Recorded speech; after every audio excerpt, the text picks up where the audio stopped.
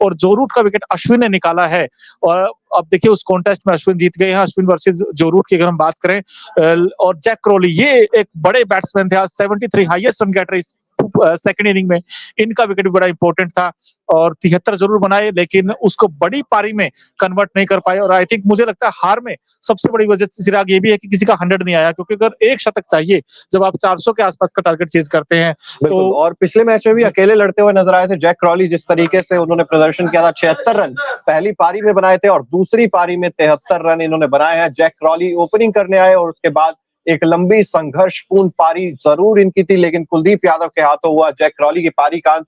और कमाल की गेंदबाजी का प्रदर्शन यहाँ पर कुलदीप यादव ने भी किया है। लेकिन उसके अलावा यहाँ पर कुलदीप यादव के आंकड़े भी आपको दिखा देते हैं। दूसरी पारी में 15 ओवर की गेंदबाजी की, 4 की इकोनॉमी से 60 रन जरूर खर्च किए, लेकिन एक बहुमूल्य विकेट यहाँ पर जैक क्रॉली के रूप में मिला कुलदीप यादव को। उसके अलावा रविचंद्रन अश्विन की बात करें तो 18 ओवर की गेंदबाजी इन्होंने भी की, 3 विकेट्स रविचंद्रन अश्विन ने भी चटकाए 72 रन देकर। लेकिन वो 500 विकेट जो है उसके लिए अब एक मैच का और इंतजार करना पड़ेगा रवि अश्विन को, क्योंकि 499 विकेट टेस्ट क्रिकेट में रविचंद्रन अश्विन के नाम है।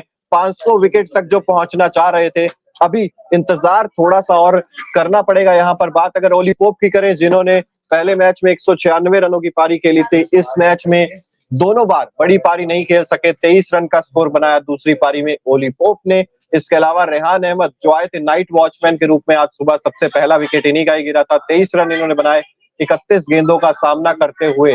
बात अगर करें कप्तान बेन स्टोक्स की, 11 रन 29 गेंदें। जब तक बेन स्टोक्स खड़े थे इंग्लैंड की उम्मीदें जिंदा थी, लेकिन रन आउट एक वो आखिरी चीज होती है किसी भी बल्लेबाज के लिए कि मैं रन आउट नहीं होना चाहता, और आज बेन स्टोक्स के साथ वही हुआ। Monu, credit I think Shreyas Iyer को देना पड़ेगा, क्योंकि अय्यर ने वाकई बड़ा शानदार थ्रो किया और वो रन आउट हुए। और आई थिंक वो विकेट अगर मैं कहूं तो अय्यर का ही विकेट था, बिकॉज अय्यर जिस तरह की फील्डिंग की, उन्होंने कैचेस भी अच्छे पकड़े हैं। अगर आप पहली इनिंग में देखोगे तो उल्टा भाग के वो कैच पकड़ा था, इस बार वो रन आउट किया था, और इसीलिए फील्डिंग आपको मैच जिताती है और ये साबित हुआ। लेकिन जसप्रीत बुमराह हम आपको दिखा रहे हैं कि पिछली फर्स्ट इनिंग के हीरो थे, 6 विकेट निकाले और यहाँ 3 विकेट, यानी कि पूरे मैच में 9 विकेट उनको मिले हैं। 17.2 ओवर की गेंदबाजी की, 46 रन दिए, 3 विकेट झटके, कमाल की गेंदबाजी की है उन्होंने। और इसके अलावा देखिए दूसरे एंड से उनको उस तरीके का साथ नहीं मिला। जो सेकंड पेसर थे मुकेश कुमार, वो उस तरीके काबिलियत नहीं दिखा पाए इस मैच में। हालांकि उनको 1 विकेट मिला सिर्फ इस पूरे मैच में। लेकिन इंग्लैंड की बैटिंग की हम बात करते हैं, जॉनी बेस्टो, इनसे बड़ी उम्मीदें थी, तेज खेलते थे, लेकिन ये सेट होने के बाद आउट हुए। और इसके अलावा बेन स्टोक्स, अब विकेट कीपिंग इनकी काबिल तारीफ है, लेकिन बैटिंग में अभी भी कुछ वीक लिंक्स हैं इनकी बैटिंग में। 36 बनाए, 69 गेंदों का सामना किया। और बैन डेकेट का जो विकेट था कल, 28 जरूर बनाए, लेकिन बैन डेकेट से बड़ी पारी की उम्मीद थी, वो नहीं खेल पाए। अश्विन ने इनका विकेट निकाला, लेकिन ओली पोप पहले मैच के हीरो थे, बड़ी उम्मीदें थी कि सेकंड मैच में फिर से वैसा अटैक स्टार्ट देंगे, लेकिन नहीं दे पाए चिराग। बिल्कुल वैसा स्टार्ट भी नहीं दे पाए मोनू। और जिस तरीके से ओली पोप से ज्यादा उम्मीदें रखी जाती है, क्योंकि पिछला मैच ओली पोप के वो 196 रन अगर नहीं होते तो शायद इंग्लैंड वो वाला मैच भी आराम से हार जाता। लेकिन वो कहते हैं ना कि हर दिन मंगलवार नहीं होता, तो हर दिन ओली पोप का बल्ला चलेगा, ये उम्मीद अगर इंग्लैंड कर रही है तो शायद ये उनकी कमी रही है। और बेसबॉल के खिलाफ ये सबसे बड़ी जंग हम इसलिए बात कर रहे हैं क्योंकि इंग्लैंड, चाहे वो पहली गेंद खेल रहे थे, चाहे वो 9 विकेट गिरने के बाद आखिरी गेंद खेल रहे थे, तरीका वही था। बेसबॉल वर्सेस टीम इंडिया का ये मुकाबला था मोनू। पिछले मुकाबले में जीत जरूर मिली इंग्लैंड को, लेकिन क्या इस मैच में औंधे मुंह गिरा है बेसबॉल? बिल्कुल, आप कह सकते हैं, लेकिन ये भी नहीं कह सकते कि टोटली की औंधे मुंह ही गिरा, क्योंकि आप रन रेट देखोगे सेकंड इनिंग में वो अच्छी रन रेट है, 4.5-5 रन के एवरेज रन बनाए। मतलब मोनू, जब आप मैच नहीं, अगर आप 3 की रन रेट से भी अगर आप कल 5वें दिन जाकर मैच जीत जाते, वो चीज बढ़िया थी। आप 5 की रन रेट से रन बना के मैच हार रहे हो। नहीं, एक चीज ये भी है ना कि उनको वो मन बना के आए थे कि हमें डिफेंसिव नहीं खेलना है, हमें अटैकिंग क्रिकेट ही खेलनी है। वो माइंडसेट में क्लैरिटी थी। अगर आप जो रूट को देखोगे तो पहले से ही आ गए थे, वो गेंद कैसा भी आए वो मारने के लिए आए थे, वो स्टेप आउट करने के लिए। सो आई थिंक इनकी ये सोच है, नई सोच आई है। अब ये नई सोच कुछ कई इस बार काम भी किया है, लेकिन अब एक मैच से आप ये भी नहीं कह सकते कि यार इनका बेसबॉल जो है वो टोटली फेल हो गया है, क्योंकि आपने 5 सीरीज लास्ट देखोगे तो हार नहीं हुई इस टीम की, ये जीते हैं। अब 2 हारे हैं, ये 1 मैच हारे हैं, सॉरी, लेकिन अगले मैच में हो सकता है यूटिलाइज कर ले बेसबॉल को और अच्छे से जीत भी जाए। बिल्कुल, अब डिपेंडेंसी रहेगी, क्योंकि पिच पर भी बहुत सारे सवाल उठाए जा रहे थे, किस तरीके की पिच तैयार करनी चाहिए। यहाँ पर वो मुझे लगता है कि थोड़ा सा बैलेंस बनाकर चलने की कोशिश की है भारत ने। जो भी पिच क्यूरेटर है उनसे यही कहा होगा कि वो रफ पैचेस जो प्रॉपर इंडियन पिचेस पे देखने को मिलते हैं वो मत दीजिएगा, लेकिन हल्के हल्के क्रैक्स जरूर छोड़ दीजिएगा, जिन क्रैक्स से रविचंद्रन अश्विन ने दूसरी पारी में मदद ली है, कुलदीप यादव ने कुछ मदद ली है, लेकिन जसप्रीत बुमराह, मुझे लगता है ये जसप्रीत बुमराह और एंडरसन की कमाल ही थी, वरना ऐसा कोई पेसर होता नहीं है जो ऐसी विकेट्स पे इतनी ज्यादा विकेट्स आपको दिला दे। बिल्कुल, नो डाउट, क्योंकि दोनों ने वो जो एक्सपीरियंस का यूज किया है खासकर, और एक तारीफ तो मैं यहाँ पर टीम मैनेजमेंट की भी करना चाहूंगा, उसमें कोच राहुल द्रविड़ भी हो, चाहे कैप्टन रोहित शर्मा भी हो, उन्होंने ये दिखाया है जिगरा कि हम भाई हम फ्लैट विकेट पे जाएंगे, पाटा विकेट पे जाएंगे, हम नहीं बना रहे इस बार गड्ढे। हम लोग कहते हैं ना गड्ढे बना के आप 3 दिन मैच खत्म करोगे, लेकिन उन्होंने फ्लैट विकेट दिया है कि अगर आप में दम है तो जीत कर दिखाओ, simple as it is line ये है। लेकिन चिराग इसलिए, लेकिन तारीफ इसलिए इंडियन पेसर्स की भी करनी पड़ेगी, बॉलिंग की करनी पड़ेगी कि फ्लैट विकेट पे विकेट्स निकाले उन्होंने। अश्विन को हमें लगा था फर्स्ट इनिंग में विकेट नहीं मिले थे, उनको उतनी मदद नहीं मिली थी, लेकिन सेकंड इनिंग में उन्होंने 3 विकेट निकाले। बुमराह ने अच्छी गेंदबाजी की और उस तरीके की मदद नहीं थी, तब भी भारतीय गेंदबाजों ने मतलब हल्ला बोला है। चिराग, ये आपको बात माननी पड़ेगी। बिल्कुल बात माननी पड़ेगी, और तरीका वही है इंग्लैंड का खेलने का। इस पर बहुत सारी चर्चा होगी, हम भी बहुत सारी चर्चा करेंगे, क्योंकि बहुत समय अगले मैच में। सबसे पहले तो ये चीज है कि 15 फरवरी को वो जो है राजकोट में आपको मैच खेलने जा रहा है, उससे पहले 10 दिन का समय है आपके पास, और 10 दिन राजकोट वाले टेस्ट मैच की भी बात होगी, और ये विशाखापट्टनम में जो टेस्ट मैच खेला गया इसकी भी बहुत सारी बातें होने वाली हैं कि आखिर ऐसा नहीं है कि टीम इंडिया इस मुकाबले को जीत गई और बहुत ज्यादा खुश होगी अपने ड्रेसिंग रूम में। यहाँ पर कुछ कमियां भी हैं जिन पर रोशनी डालने की जरूरत है। मेरे हिसाब से बहुत सारे पॉजिटिव्स जरूर आए। सबसे पहले मैं शुभमन गिल की बात करना चाहूंगा। मोनू, ये पारी डिसाइडिंग फैक्टर आप कह सकते हैं इस मैच के लिए हुई है एक तरीके से, और इनके करियर के लिए भी, क्योंकि एक समय वो मीडिया रिपोर्ट्स बता रही थी, अल्टीमेटम मिल गया था कि आप जाइए रणजी का मैच के लिए और फिर वापसी कीजिए। ये आखिरी मौका था शायद शुभमन गिल के पास, उसमें दमदार शतक लगाया। दूसरी पारी में शुभमन गिल के अलावा कोई भी बल्लेबाज नहीं चला, कमाल की बल्लेबाजी। बिल्कुल, नो डाउट, कमाल की बल्लेबाजी। और कई बार जब आपके ऊपर प्रेशर आता है तो वहीं पर पता चलता है आप कितने बड़े प्लेयर हैं, क्योंकि इनके ऊपर जब प्रेशर आया तो इन्होंने रन बना के दिखाए हैं। आई थिंक क्रेडिट देना चाहिए इनको, और ये अच्छे बैट्समैन है, नो डाउट टैलेंटेड बैट्समैन है, और उन्होंने वैसा ही कुछ दमखम दिखाया है, शुभमन गिल ने भी। लेकिन आप इस मैच में कौन आपको बड़ा हीरो लगता है, वैसे वो भी मैं पूछना चाहता हूँ आपसे भी, और जितने लोग हमारे साथ हैं, आपको क्या लगता है यार सबसे बड़ा हीरो कौन है इस मैच का? क्या वो यशस्वी जायसवाल है जिन्होंने 200 बनाया? क्या वो जसप्रीत बुमराह जिन्होंने 6 विकेट झटके? क्योंकि अगर उनके 6 विकेट नहीं आते, 9 विकेट पूरे मैच में लिए हैं। बिल्कुल आपने सही याद दिलाया, 3 विकेट इस इनिंग में लिए हैं, तो 9 विकेट क्या बुमराह या जायसवाल या फिर शुभमन गिल? क्योंकि शुभमन गिल की भी डिसाइडिंग फैक्टर रही थी ये इनिंग, क्योंकि ये 100 नहीं आता तो आप सोचिए 104 बनाए इंडिया, कितने से जीता है? 106 से जीता है, सिर्फ 2 रन का ही तो मार्जिन है। सो आई थिंक ये भी आपको देखना पड़ेगा। और तीसरी चीज, क्या अय्यर तीसरा मैच आपको लगता खेलेंगे? क्योंकि उनका, आपने ना बहुत सारे सवाल दाग दिए मेरे ऊपर एक साथ, एक एक करके मैं चाहता हूँ कि आप पहले तो मुझे ये बताइए मैच का हीरो कौन है आपके पॉइंट ऑफ व्यू से? देखिए, मेरे पॉइंट ऑफ व्यू से मैच का हीरो आप वो कह सकते हैं कि यशस्वी जायसवाल थोड़े से मेरे हिसाब से रेस में आगे चलेंगे, क्योंकि पहली पारी जहां पर टीम इंडिया ने 396 बनाए थे, वहां पर जो दूसरा हाईएस्ट स्कोर था किसी बल्लेबाज का वो शुभमन गिल का था, 34 रन।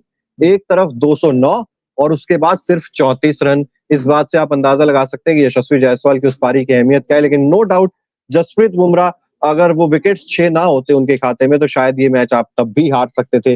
तो दोनों इक्वल है यार। मैं तो कहता हूँ कि अगर ट्रॉफी को बीच में से काटा जा सकता है तो आधी इन्हें दे दो, आधी उन्हें दे दो प्लेयर ऑफ द मैच की। यार देखिए, नो डाउट यार, 171 बनाए थे जब जायसवाल ने, तब भी उन्होंने दिल जीता था। हमें लगा था कि यार लंबी रेसा घोड़े है, और अब जो 200 बनाया है वहां से उनका जो टेम्परामेंट है, जो उनके पास स्किल्स है, जो तकनीक है, वो भी हमें पता चली है। लेकिन मैं बुमराह के साथ जाऊंगा, बुमराह के साथ इसलिए क्योंकि हमेशा बैट्समैनों को आप प्रायोरिटी दी जाती है इंडिया में कि यार बैट्समैन ही मैच जिताते हैं, लेकिन गेंदबाज आपको इंपॉर्टेंस वो समझनी चाहिए। क्योंकि जिस तरीके से जो रूट को आउट किया, मैं बार बार कह रहा हूं कि वो जो गेंद डाली थी उन्होंने, तो उसका कोई जवाब नहीं था जो रूट के पास, क्योंकि वो जो रूट को मजबूर किया कि भाई आप खेलिए, आप ड्राइव लगाइए, तो आउट हुआ, वो एज लगा। और उसके बाद बेन स्टोक्स और ओली पॉप को जो गेंद डाली है, वो 2 मैजिकल डिलीवरी, यार मैं कहता हूं कि इस मैच की सबसे बड़ी वो गेंद थी। क्योंकि उनके क्या नाम है, जो उनके कैप्टन थे बेन स्टोक्स, उनके तो हाथ पांव खुल गए थे। उन्होंने तो इशारा भी किया था कि मुझे समझ नहीं आया कुछ भी, मतलब चारों खाने चित हुए थे। और आई थिंक जो ओली पोप वाली डिलीवरी, चाहे आप कह दें, जिसमें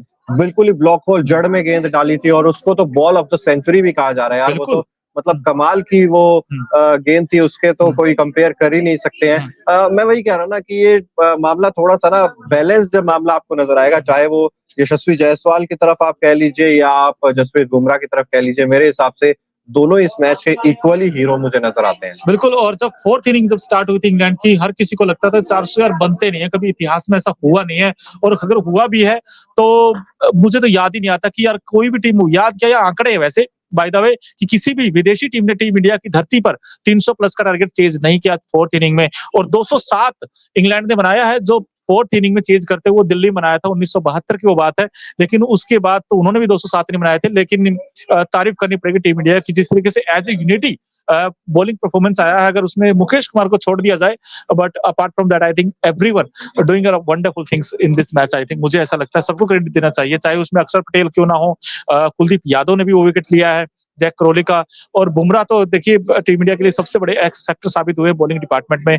सो कई सारे हीरो हैं चिराग इस टीम में, हम आप ये कोई इंडिविजुअल्स नहीं कह सकते यार इसने अच्छा किया उसने अच्छा किया, बट आई थिंक रन सबके आए हैं। रजत पाटीदार के भी वो 32 रन बड़े इंपॉर्टेंट थे जो फर्स्ट इनिंग में उन्होंने साथ दिया था शुभमन गिल का। सो आई थिंक बहुत सारी चीजें हैं, लेकिन अच्छा लगता है जिस तरीके से टीम इंडिया ने जीता है, और अब सीरीज में जो पलटवार करना था, जो कमबैक करना था, वो बड़ा इंपॉर्टेंट था, क्योंकि अब सीरीज में और मजा आएगा, रोमांच और आएगा इस सीरीज में चिराग। बिल्कुल रोमांच तो आएगा क्योंकि सीरीज 1-1 की बराबरी पर अब है और देखना दिलचस्प होगा कि किस तरफ ये सीरीज जाने वाली है, क्योंकि इंग्लैंड ने एटलीस्ट फाइट बैक दिखाई है। ऐसा नहीं है कि बिल्कुल ही जैसा हम पिछले कई सालों से देख रहे थे, पिछले 10 सालों से लगभग वो प्योर इंडिया का डोमिनेंस देखने को मिलता था और वहां पर 2.5 दिन के अंदर मैच खत्म हो जाते थे। लेकिन जिस तरीके से इंग्लैंड ने बल्लेबाजी की है और पिछली कुछ सीरीज में मोनू हमने देखा भी है कि इंडियन पिचेस पर अगर आप बिल्कुल वो करेंगे ना कि डिफेंस के ऊपर ही ज्यादा भरोसा रखेंगे, तब भी कोई ना कोई गेंद आपको आउट करके चली जाती है। तो यहाँ पर रन्स चलाते रहना आपके लिए जरूरी है, और इसमें अगर बेसबॉल कामयाब नहीं होगा तो फिर कौन होगा। बिल्कुल, इसीलिए तो उन्होंने यूटिलाइज किया है कि भाई देखो, जितना आप इंग्लैंड, इंडिया में क्या है कि इंडिया में आपको अभी, इसलिए तो हमने आजकल टॉपिक्स भी बन रहे हैं कि बैट्सबॉल वर्सेस इंडियन स्पिनर्स, ये वर्सेस ये जो बैटल है ये बड़ी एक्साइटिंग होने वाली है, आगे भी आपको देखने को मिलेगी। ऐसा नहीं कि 2 मैचों में ही, आगे भी आपको जो अगले तीनों मैचेस होने वाले, चाहे राजकोट में और रांची में हो, वहां भी आपको देखना पड़ेगा कि यार बैट्सबॉल वर्सेस इंडियन स्पिनर्स वो कैसे टैकल करेंगे इंग्लैंड के बैट्समैन, और खासकर उसमें रियल टेस्ट होने वाला है उनके जितने भी बड़े बड़े बैट्समैन हैं। और यशस्वी जायसवाल देखिए, ये सबसे बड़े हीरो हैं इस मैच के, ये कहना गलत नहीं होगा, क्योंकि 209 बनाए थे उन्होंने, वो जो प्लेटफॉर्म सेट किया था, वो जो टर्न सेट की थी, वो 396 रन में इनका कंट्रीब्यूशन देखिए आप 209 रनों का था, यानी कि तकरीबन 73% रन किसके थे, यशस्वी जायसवाल के थे। तो जहां से टीम इंडिया को 143 की लीड मिली थी, वो बड़ी इंपॉर्टेंट लीड थी। और आपने वैसे तो 190 की लीड पहले मैच में ली थी, लेकिन ये 143 की जो लीड ली थी, इसमें सबसे बड़ा इंपॉर्टेंट रोल किसने प्ले किया है, वो यशस्वी जायसवाल ने किया था। बिल्कुल, यशस्वी जायसवाल की पारी की चर्चा अब बहुत दिनों तक की जाने वाली है, क्योंकि शानदार ये पारी देखने को मिली थी यशस्वी जायसवाल के बल्ले से। लेकिन मोनू वही है ना कि हार के पीछे आपके बहुत सारी चीजें छुपती हुई भी नजर आएंगी। आप उनके बारे में भी बात जरूर करेंगे। जिस तरीके से ये पूरा मैच चला है विशाखापट्टनम में, उसमें बात करनी जरूरी है। रजत पाटीदार के बारे में भी उसमें बात करनी जरूरी है, श्रेयस अय्यर के बारे में, कप्तान रोहित शर्मा के बारे में, मुकेश कुमार, और ये जो पूरी जिस तरीके से कप्तानी रही है रोहित शर्मा की, उस पर भी एक एक करके चर्चा करेंगे। मोनू, सबसे पहले मैं जानना चाहता हूँ इस मैच में सबसे बड़ी चीज आपको क्या लगी, जो नेगेटिव पॉइंट एक आपको नजर आ रहा है, जिसका प्रदर्शन आपको लगता है कि उसको मुश्किल में डाल सकता है अगले मैच के लिए? 2-3 है। एक तो मुकेश कुमार का है यार, क्योंकि बहुत सवाल उठे थे कि क्या टीम इंडिया को मुकेश कुमार के साथ जाना चाहिए, वाशिंगटन सुंदर के साथ जाना चाहिए। मेरा तो अभी मानना है कि जब आप बैटिंग पहले करते हो और इस विकेट के ऊपर, तो आई थिंक आप एक पेसर के साथ भी जा सकते थे, और वाशिंगटन सुंदर